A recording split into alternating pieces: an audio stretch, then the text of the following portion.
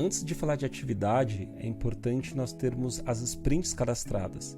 No momento de cadastrar uma atividade, o desenvolvedor, o designer, a equipe vai precisar especificar em qual sprint que eles realizaram essa atividade.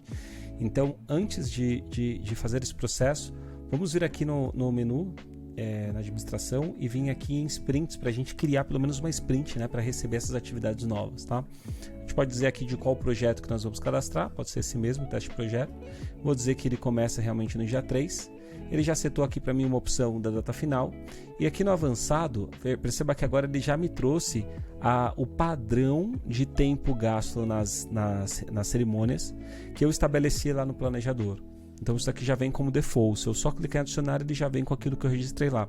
Se essa sprint especificamente tem alguma peculiaridade, eu posso registrar ela aqui, ó. Então nessa sprint especialmente eu vou cadastrar 4 horas aqui a mais, e aqui eu posso dizer o que aconteceu, por que nessa sprint, porque nessa semana eu vou precisar ter 3 horas a mais do previsto ali, gasto em reunião. Eu posso especificar aqui o que aconteceu, tá bom?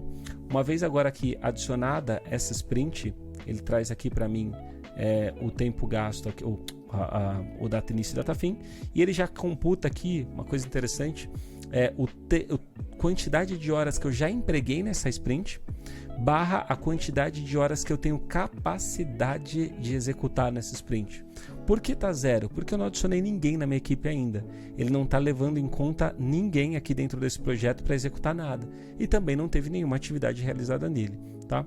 Então, se eu voltar agora aqui no dashboard, uma vez que eu já tenho a sprint cadastrada, eu tenho aqui no menu sprint a sprint que eu já criei, que é a sprint 1, tá vendo? Eu tenho aqui algumas informações sobre ela. Tá faltando aqui o período da sprint que ele não está trazendo.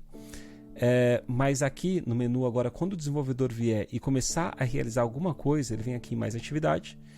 E agora aqui na planejada, olha só, ele me traz a lista das tasks do planejador, trazendo qual que é a epic e qual que é a task. Então vamos supor que esse desenvolvedor específico, ele veio aqui no cadastro de usuário, ele realizou uma atividade dentro de cadastro de usuários, e ele pode dizer aqui o que ele fez.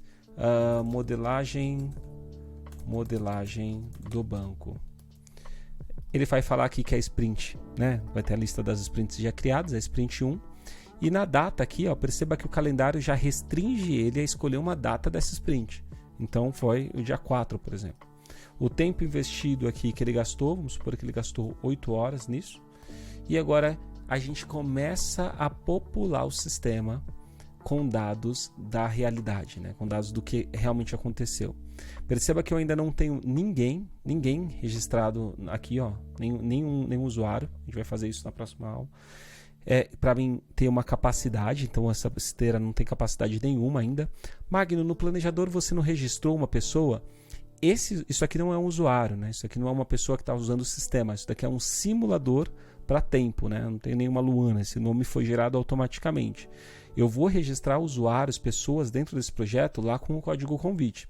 E à medida que eu registro elas e elas apontam quanto tempo elas estarão disponíveis para esse projeto, a gente vai alimentar a capacidade, o capacity desse time, né, por semana. Então aqui eu já tenho, embora eu não tenha um capacity nenhum, eu tenho aqui um desempenho já de 8 horas que foram empregados em atividades planejadas. E eu não tenho nenhuma atividade fora do escopo.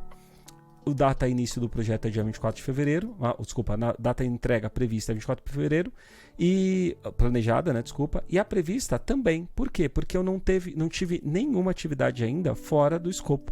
Então tá tudo bem, tá tudo dentro dos conformes, né? Aqui embaixo a gente já consegue ver que entre planejado e fora do escopo, 100% do que foi realizado até agora está dentro do planejado, e a sustentação a gente não tem nada registrado, né? Agora vamos supor que um outro usuário venha aqui em adicionar atividades e ele escolha fora do escopo.